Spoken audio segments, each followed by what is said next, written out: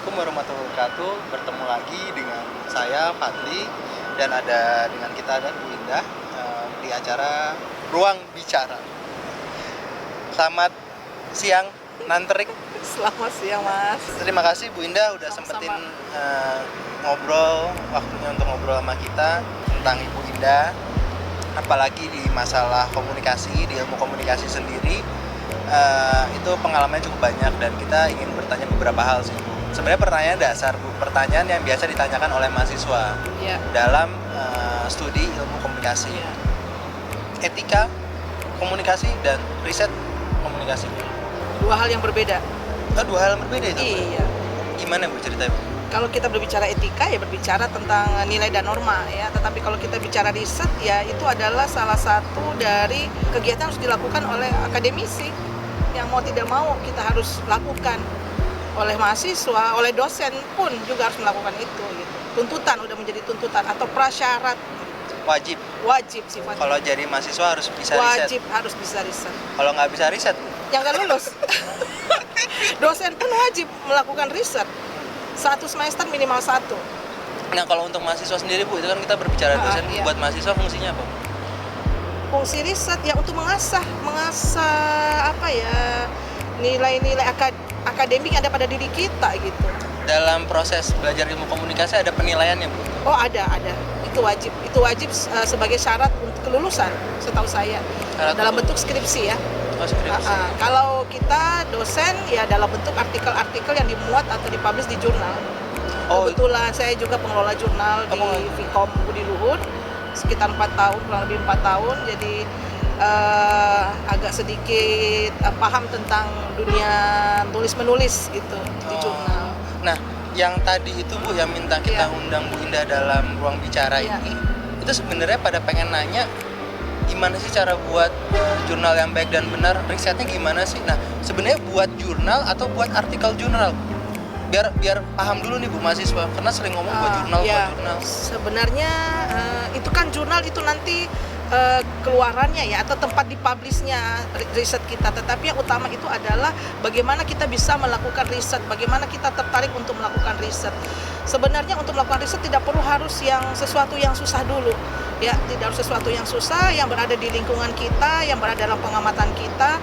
Misalnya gini nih, riset itu kan harus didasari oleh fenomena sosial. Sekarang fenomenanya apa yang sedang kita lihat atau yang sedang kita amati? Kan sekarang kita diperhadapkan pada fenomena maraknya COVID ya. Dan COVID itu bukan hanya di Indonesia tapi di seluruh dunia merasakan itu.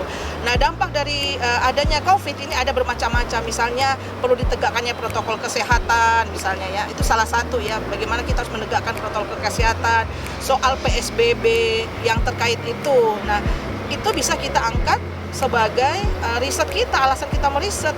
Kenapa Jerings kemudian menjadi masalah? Karena apa yang dia ucapkan itu menyinggung salah satu organisasi profesi. Tapi kita kalau Ibu barusan ngomong jaring itu kita masih ngomongin corona Bu.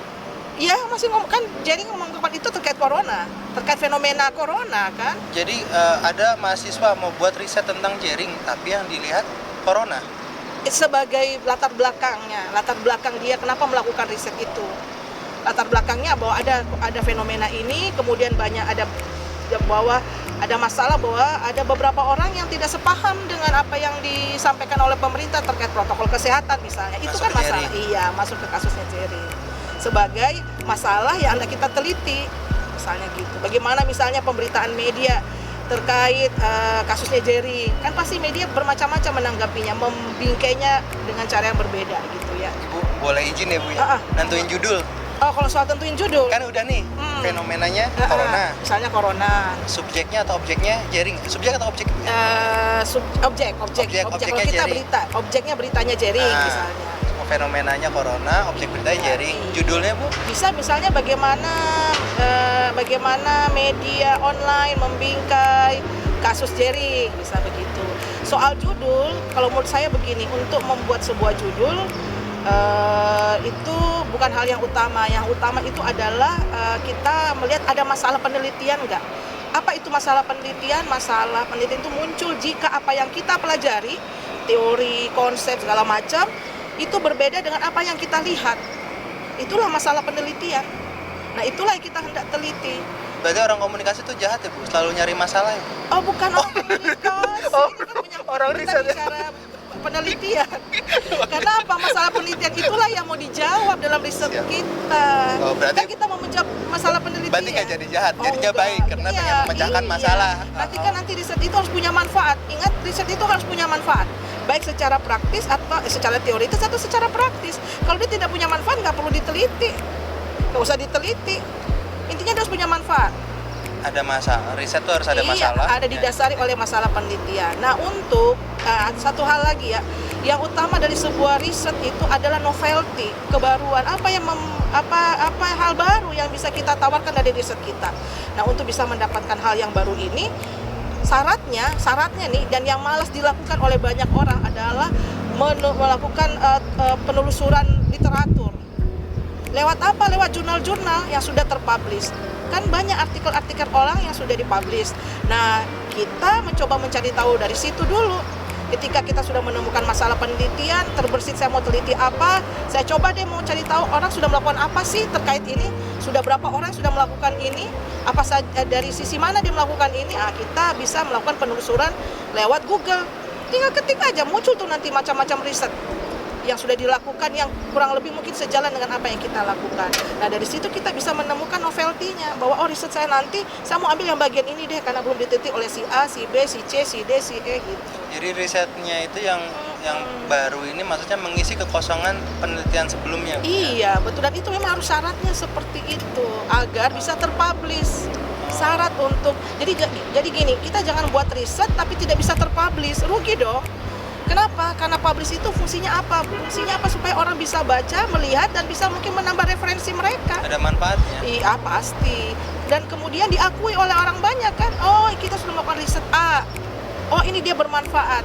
Jadi buat apa? Kayaknya itu deh yang perlu dibangun sama Oh, orang-orang zaman iya. sekarang. Soalnya Betul, zaman sekarang betul. tuh berpikir kalau kita riset ya buat syarat akademis aja, Bu. Nilai. Iya memang. Tapi sebenarnya kalau riset kita bagus, itu bisa bermanfaat buat orang banyak. Oh iya, Bisa jadi referensi. Dan memang pada saat skripsi pun kita menuntut itu. Saya sebagai dosen seminar, kebetulan saya juga dosen seminar pada semester ini, saya selalu menuntut kepada mahasiswa, tema yang kamu angkat ini manfaatnya apa ya nanti? Kamu harus sudah memikirkan itu, jangan kemudian kamu membuat tulisan sebagai syarat menggugurkan kewajiban. Jangan begitu. Karena kalau itu kamu syaratnya seperti itu, ya rugilah.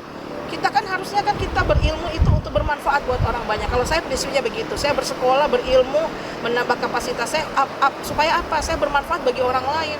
Semakin banyak kita bermanfaat kan semakin bagus buat bekal kita di akhirat ya. Semakin banyak orang kita cerdaskan, semakin banyak orang sadar terhadap apa yang terjadi di luar sana. Kita kan jadi dapat manfaatnya secara rohani ya, kalau menurut saya seperti itu. Jadi jangan hanya sekedar menggugurkan kewajiban. Sayang kita kuliah hanya sekedar menggugurkan kewajiban, hanya mengejar ijazah. Buat apa? Apa manfaatnya buat kita? Berarti kalau dalam pembuatan artikel jurnal ini, yang pertama adalah masalah. Ini saya yang rangkum ya, siapa tahu salah Ibu. Betul, masalah penelitian. Masalah, udah ketemu masalahnya, kita lihat apakah masalah ini punya fenomena. Fenomena dulu dong. Fenomena dulu. Dari fenomena itu kita menemukan namanya masalah penelitian. Ada masalah. Masalah penelitian itu apa? Ketika apa yang kita pelajari di bangku kuliah, apa yang kita baca di media dan segala macam di buku itu tidak sesuai dengan apa yang kita lihat. Saya kasih contoh sederhana ini. Ketika kebetulan saya banyak meneliti tentang muatan-muatan sebuah tayangan. Kebetulan juga saya pernah di KPI 3 tahun sebagai tim risetnya. Jadi saya meneliti beberapa tayangan yang terkait religi, tetapi di situ ternyata bahwa dalam tayangan religi itu ada hal-hal yang sifatnya membodohi, menyesatkan. Jadi tidak selamanya apa yang kita lihat itu baik, ternyata di dalamnya itu ada hal-hal yang bisa membuat orang bisa sesat, orang bisa bukan tidak tercerahkan. Contoh misalnya kita melihat ada ustadz dengan melempar tasbih dia berubah jadi ular. Apakah dalam dunia nyata itu terjadi? Tidak terjadi. Hal seperti itu pembodohan namanya. Pembodohan ya. Dengan kita belajar ilmu yang kita kuasai, kemudian ketika saya menonton sebuah tayangan, kok ini tayangan religi, tetapi kok dia tidak murni berisi tentang muatan-muatan religi. muatan-muatan yang mendidik, malah ada yang tidak mendidik. Itu saya kemudian mau meneliti itu. Jadi apa yang kita pahami dengan apa yang kita lihat, jika itu berbeda, itu adalah masalah penelitian. Jadilah riset. Iya, bisa menjadi riset. Hal yang mudah, apa yang kita tonton aja deh. Kita misalnya suka nonton, ya kita teliti apa yang kita tonton. Kemudian kita kaitkan dengan selama ini kita belajar tentang apa, misalnya tentang media, bagaimana sosial media bersikap. Media kan itu harusnya harus apa, mendidik kan, menginformasi, mendidik dan segala macam. Oh ternyata fungsi media ini bisa juga dia melakukan fungsi yang lain, membodohi kali. Dalam apa? Dalam tayangan apa misalnya. Itu kan menjadi riset kan? Bisa jadi riset nggak? Bisa. Dan semua orang tuh bisa riset, Bu. Bisa. Nah, Bisa. kan semua orang bisa riset nih ya. Siapa Bisa. tahu ini bisa jadi gamenya teman-temannya publik Cakti ke depan nih. Kita mulai dengan yang simple. Kalau orang udah berpikir tentang riset artikel atau riset artikel jurnal itu, Bu, mereka nggak paham buat bodinya, Bu. Apa sih yang penting di body artikel itu, Bu? Oke, di artikel itu jadi gini, kalau kita tadi berbicara riset dengan artikel kan sebenarnya artikel itu adalah saripati dari riset, Ya. ya. Jadi kita buat riset dulu, setelah ada riset kita kerucutkan, kita peras menjadi sebuah artikel. Kalau itu sasarannya adalah jurnal, kita mau dimuat itu di jurnal, kecenderungan yang saya pahami adalah, yang saya lihat bahwa jurnal-jurnal itu memberikan syarat, misalnya harus ada judul itu tidak boleh banyak-banyak, maksimal 14 deh. 14 yang penting jelas dan kita paham gitu ya. 14 kata. Kemudian ada abstrak, ada kemudian ada pendahuluan sebagai latar belakang. Nah, di dalam pendahuluan itu selain kita menceritakan latar belakang, kita memasukkan sedikit teori-teori yang menunjang daripada riset kita. Yang kemudian ada metodologinya. Metodologi itu adalah cara bagaimana kita mengerjakan riset ini atau mengerjakan penelitian ini. Itu metode. Baru kemudian hasil dan pembahasan, kesimpulan dan sumber pustaka. Nggak banyak. Kalau bikin artikel itu palingan 15 maksimal halaman. Nggak banyak. Ya agak susah itu melakukan risetnya. Kalau abstraknya, Bu, tentang tayangan religi di stasiun TV yang logonya ikan terbang dulu. Iya. Itu dulu tuh. Iya. Abstraknya apa, Bu? Oh, itu kan Siapa abstrak. tahu ada Bukan abstrak judulnya kali ya. ada mamah muda di rumah yang pengen riset tayangan mereka nih. Bukan Biar simple. abstraknya kali, Mana? judulnya kali. Judulnya? Misalnya saya dulu pernah misalnya ya itu tadi muatan pembodohan atau misalnya pemuatan kekerasan dalam tayangan kartun apa, itu bisa.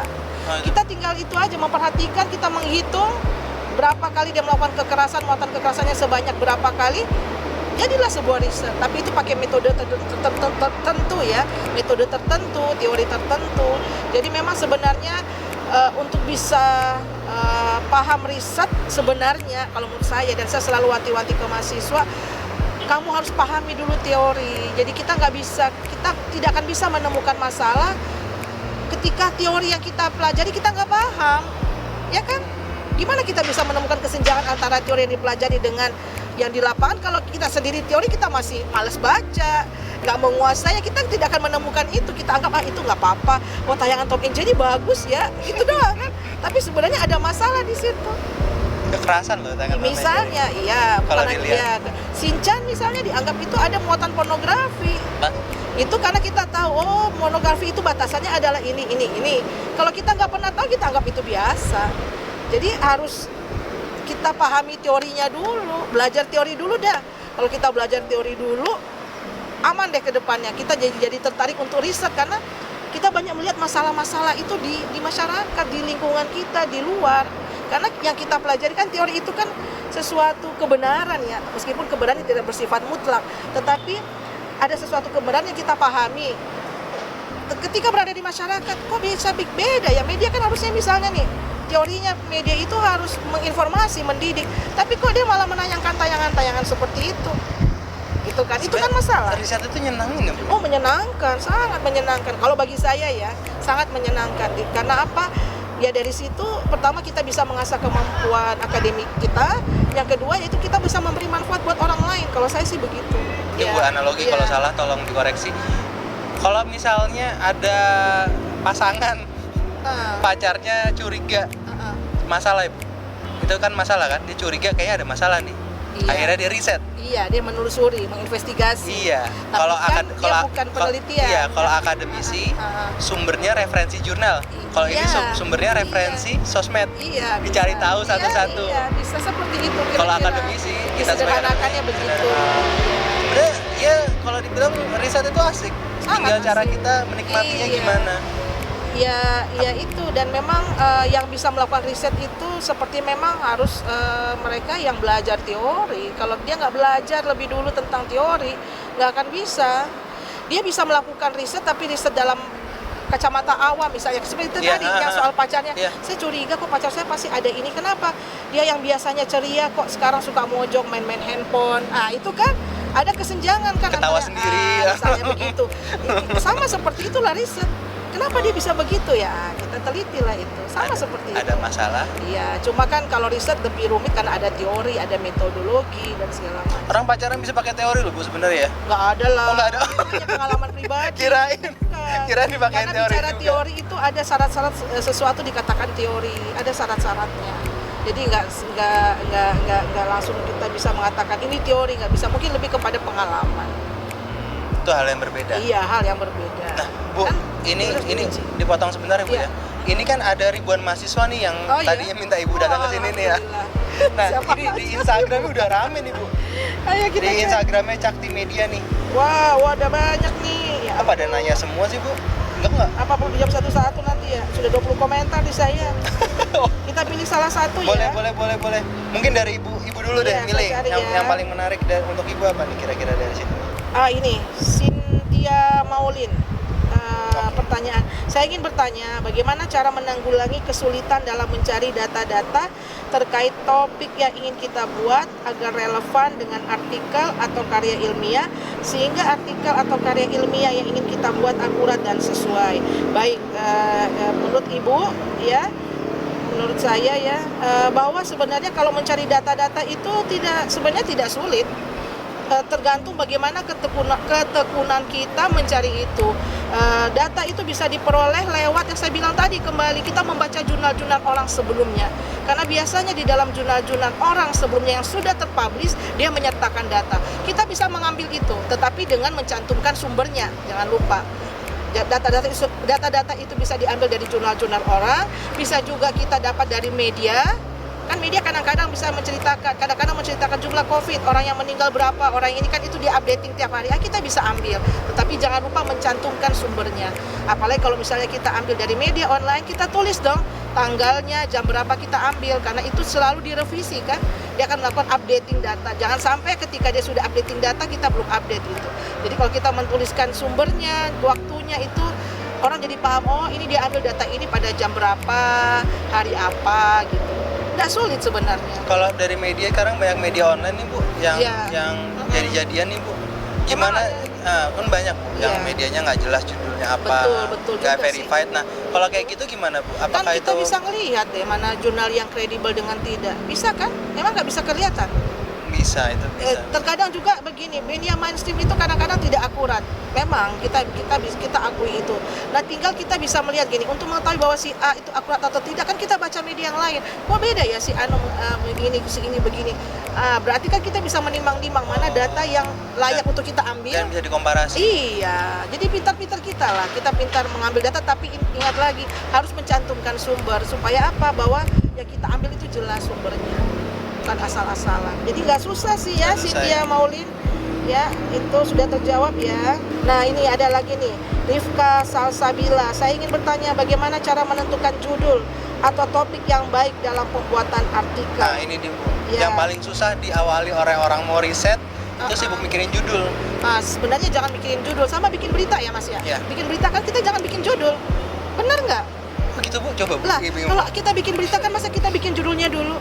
Kita ada tuh- beritanya dulu baru judulnya diambil. Iyalah, kita berita dulu, kita bikin dulu, kita terus untuk sampai kita kira-kira mana yang baik diambil ya, kita kan harus bisa melihat sisi mana yang baik untuk kita angkat. Setelah kita tulis baru kita buat judulnya. Begitu juga dengan riset kita tulis dulu temanya, jangan judul ya, tema dengan judul beda. Saya tulis temanya, saya pengen meneliti tentang ini.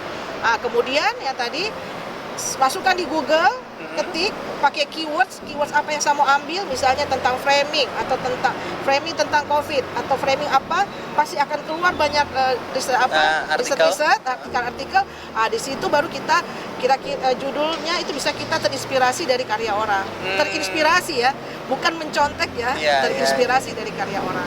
Oh gitu. Gitu cara mendapatkan judul ya. Jangan sibuk mikirin judul Jangan dulu. tentukan dulu masalah apa sih yang saya mau teliti. Ada tuh Bu, teman saya tuh Bu yang sibuk mikirin judul nggak jadi Bu. Susah karena kalau sudah ada judul berarti kita rekayasa dong fenomena sosialnya, kita rekayasa yang lain-lainnya. Lebih baik kita temukan fenomenanya dulu dong. Kita lihat fenomenanya, tentukan masalahnya, baru buat tema garis besarnya, baru deh cari judulnya, kan ketemu. Mungkin terpatri kali Bu, mungkin mereka di lingkungan kali Bu ya. Kalau saya paham nih apa yang Rifka maksud nih, karena di lingkungan akademik itu Bu, biasanya teman-teman tuh ngomong pertanyaan pertama bukan lu bahas apa, enggak, judul lu apa. Betul, jadinya bahas jadi apa. langsung stigmanya Langsung untuk buat sudah artikel mereka, langsung pertama judul, dan padahal mereka bukan. stresnya di situ. Padahal bukan, Bu. Betul tadi yang Mas bilang. Jadi intinya begini, kalau bagaimana sih menemukan judul yang menarik, tadi itu ada pertanyaan. Bagaimana sih untuk mendapatkan data riset misalnya? Kalau menurut saya belajarnya itu adalah dengan melihat atau membaca riset orang melalui jurnal. Itu banyak kok dan itu mudah. Dengan cara apa? Klik di Google aja. Berdasarkan keywords yang kita inginkan, akan muncul itu apa sih yang nggak ada di bawah Google.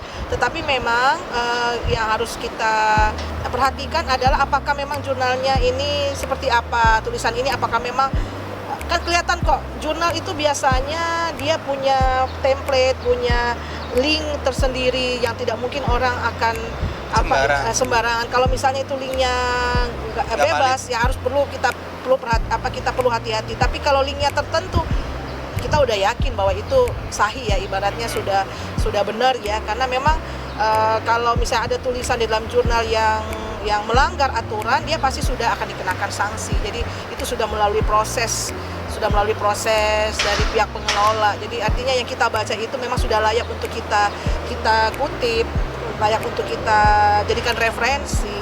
Dan memang harus sekarang aturannya setahu saya harus jurnal, bukan lagi buku. Kenapa? Karena memang jurnal kan mengupdate daripada isi buku. Benar nggak? Sekarang jurnal? Jurnal, bahkan kalau dalam satu artikel itu diwajibkan 60% mengutip jurnal. Bukan mengutip buku, mengutip jurnal. Karena apa? Kita mau lihat apa yang kita teliti ini, update-nya sudah sampai sejauh mana sih? Gitu. Di situ sekarang tuntutannya, dan memang itu tidak mudah.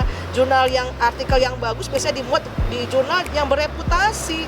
Masuk ke jurnal bereputasi itu ya nggak gampang. Ya, gitu benar, kan. benar. Kita ya gitulah deh. Jadi memang ada tantangannya, memang yang namanya perkembangan ilmu sangat cepat, dan kalau kita memang memutuskan mau fokus ke situ ya kita harus mengikuti pergerakan yang ada. Kita nggak bisa lagi tertinggal dengan alasan apalah, nggak bisa, karena memang tuntutannya sudah seperti itu yang saya tahu ya. Nggak susah Bu, tinggal baca ya Bu?